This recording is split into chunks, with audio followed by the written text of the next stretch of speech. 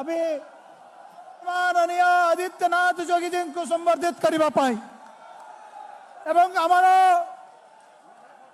अरिंदम राय एवं केन्द्रापड़ार भाई मान द्वारा आसीथिबा मेम सामने दुई शब्द रखा बता कि उत्तर प्रदेश रो आम देश सारा लोकप्रिय मुख्यमंत्री आदरणीय योगी आदित्यनाथ जी एठी उपस्थित सभारे केंद्र मंत्री आदरणीय देवु सिंह चौहान जी, भारत माता की, भारत माता की, भारत माता की जय जगन्नाथ, जय जगन्नाथ, जय श्री राम, जय जय श्री राम। एथी उपस्थित समस्त मान्य गण्य व्यक्ति नकु मोर नमस्कार।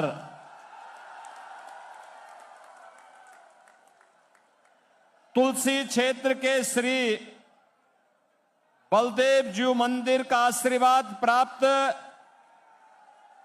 उड़ीसा के केंद्रपाड़ा की जनता का मैं हृदय से स्वागत करता हूं, अभिनंदन करता हूं। मंच पर उपस्थित यूनियन मिनिस्टर श्री देवु सिंह चौहान जी,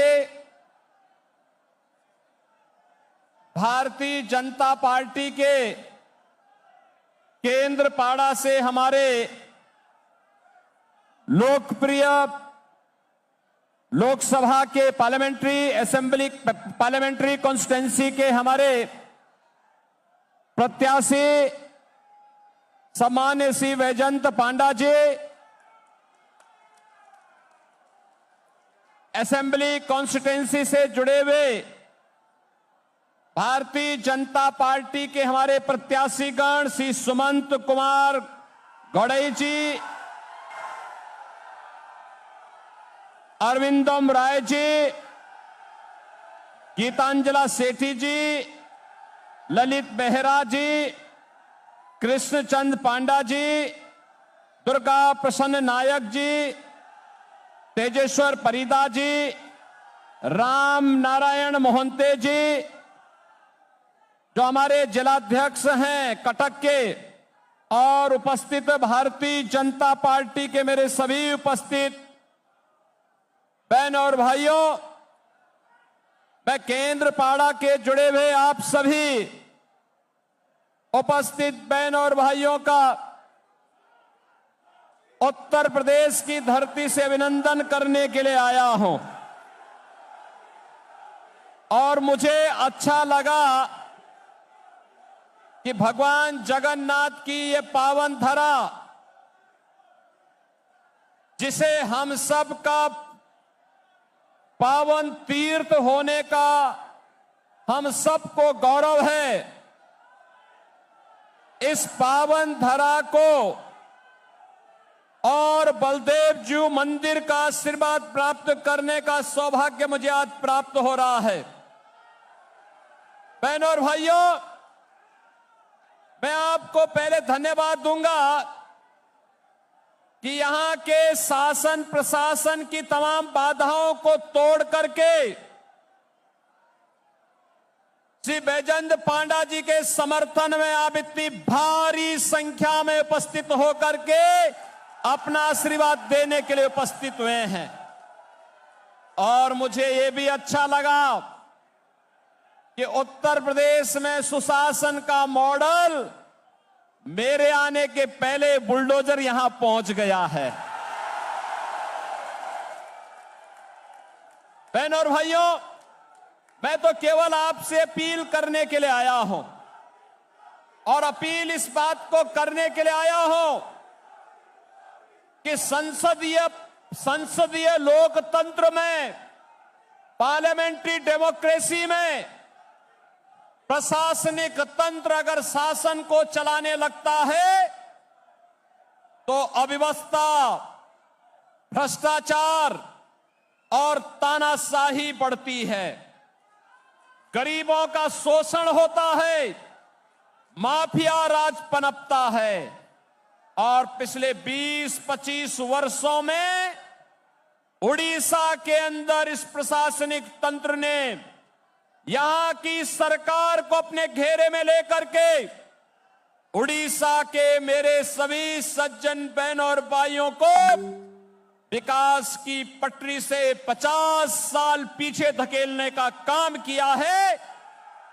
बहन और भाइयों, आपके पास एक अवसर है, आपके पास एक अवसर है।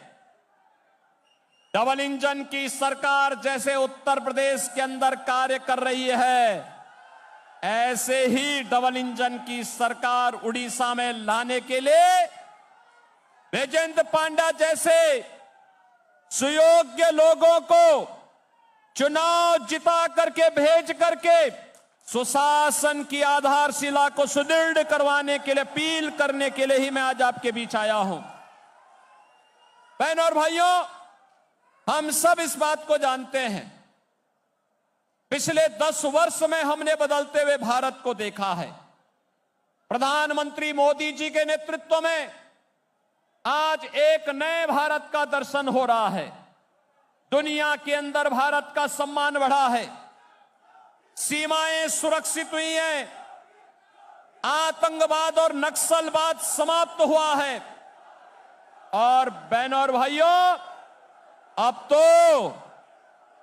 तो कहीं पर कोई पटाखा भी जोर से फट जाए तो पाकिस्तान सबसे पहले सफाई देता है, कहता है कि मेरा हाथ नहीं है, क्योंकि उसे मालूम है कि ये नया भारत है, ये नया भारत है, छेड़ता नहीं है। लेकिन अगर कोई छेड़ता है तो उसको छोड़ता भी नहीं है। उसे मालूम है समय रहते सफाई दो और अपनी जान बचाओ, नहीं तो एयर स्ट्राइक की तैयारी के लिए आतंकवादी कहीं भी छुपे होंगे, भारत के बहादुर जवान उसे निकाल ला करके उसका काम तमाम कर देंगे। बहनों और भाइयों, आज आप देख रहे होंगे मोदी जी के नेतृत्व में देश के अंदर इंफ्रास्ट्रक्चर का जो कार्य हो रहा है, हाईवे 4 लेन, 6 लेन, 12 लेन के एक्सप्रेसवे और 4 लेन के हाईवे बन रहे हैं। रेलवे का अत्याधुनिकीकरण मॉडल अब मीटर गेज से बढ़कर के बुलेट ट्रेन के रूप में, कहीं वंदे भारत के रूप में, कहीं अमृत भारत के रूप में, कहीं नमो भारत के रूप में हम सबको देखने को ये मॉडल मिल रहे हैं।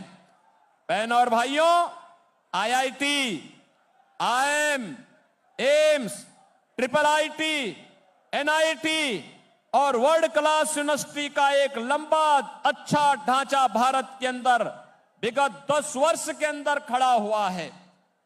आपने देखा होगा एयर कनेक्टिविटी को कितना बेहतर मोदी जी के नेतृत्व में हुआ है।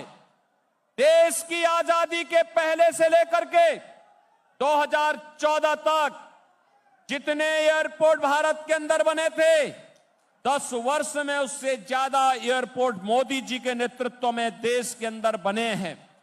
एक तरफ highway, railway, waterway, airway, metro जैसी अत्याधुनिक सुविधाएं जनता जनार्दन के लिए तैयार है, वहीं दूसरी ओर गरीब कल्याणकारी योजनाओं को भी जिस तेजी के साथ भारत के अंदर लागू किया गया है, वह बहनों और भाइयों आपके सामने है।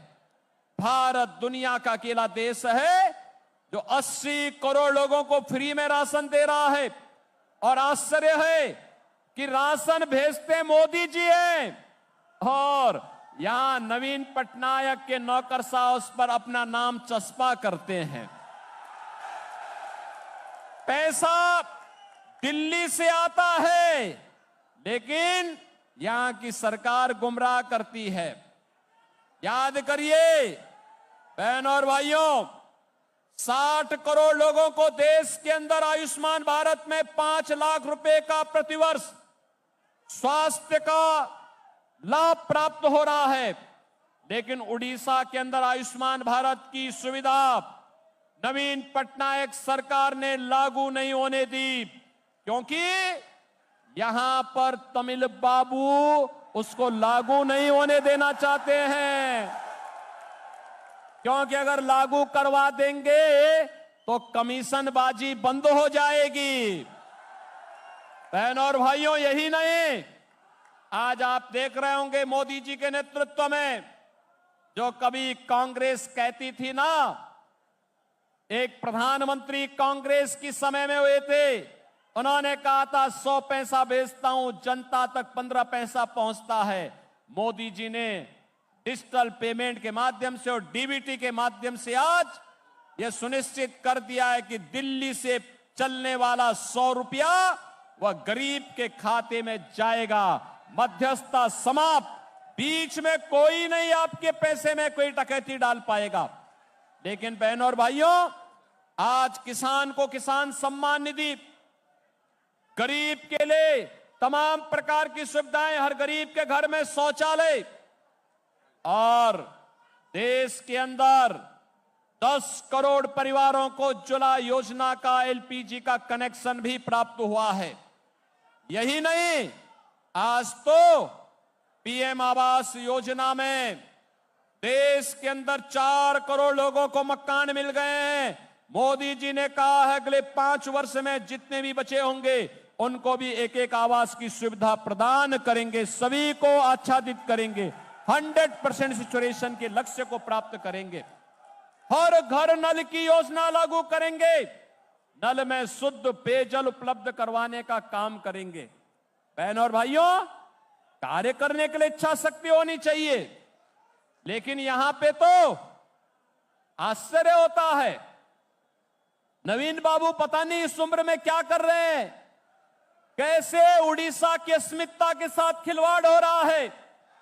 यहां पर स्वामी लक्ष्मणानंद के हत्यारों को यह सरकार प्रश्रय देती है, तुष्टीकरण के हद पार करती है, और आज यहां पे जो नौकरशाह हावी हैं, उन लोगों ने लैंड माफिया को, सैंड माफिया को, कोल माफिया को, माइनिंग माफिया को प्रश्रय दे करके उड़ीसा के युवाओं के भविष्य के साथ खिलवाड़ करने का भी कार्य कर रहे हैं, उड़ीसा के संसाधनों को लुटवाने का काम कर रहे हैं। बहनों और भाइयों, यही नहीं, मुझे आश्चर्य होता है, यहां पे जो पावर जनरेट होती है उड़ीसा को महंगे दाम पर दी जाती है, लेकिन दूसरे राज्यों को सस्ते दाम पर दी जाती है। क्या अराजकता है ये? अराजकता इसलिए क्योंकि नवीन बाबू इन नौकरशाही के चक्कर में पड़ गए हैं और उनको इन लोगों के द्वारा गुमराह किया जाता है। इसलिए बहनों और भाइयों, आपने इतना लंबा समय नवीन पटनायक जी को दिया है, लेकिन इससे उड़ीसा विकास नहीं कर पाया। बहनों और भाइयों, आज आप यूपी को देखिए, यूपी 2017 के पहले इसी प्रकार के माफियाओं के शिकंजे में था। कहीं लैंड माफिया था, कहीं पर कटल माफिया था, कहीं पर माइनिंग माफिया था, कहीं सैंड माफिया था। आज यूपी के अंदर सभी माफिया को हमने उल्टा टांग करके उनकी राम नाम सत्य है की यात्रा निकाल दी है। माफिया ने जितनी संपत्ति अर्जित की थी, उस संपत्ति को हमने सरकार के कब्जे में लेकर के गरीबों के लिए आवास बनाने का काम, महिलाओं को महिला संरक्षण का काम, कहीं पे चिकित्सालय, कहीं पे विद्यालय, ये बनाने के काम किए हैं। और अगर हमने देखा कि बेटी और व्यापारी की सुरक्षा के लिए माफिया खतरा बना है, तो फिर बुलडोजर का बेहतर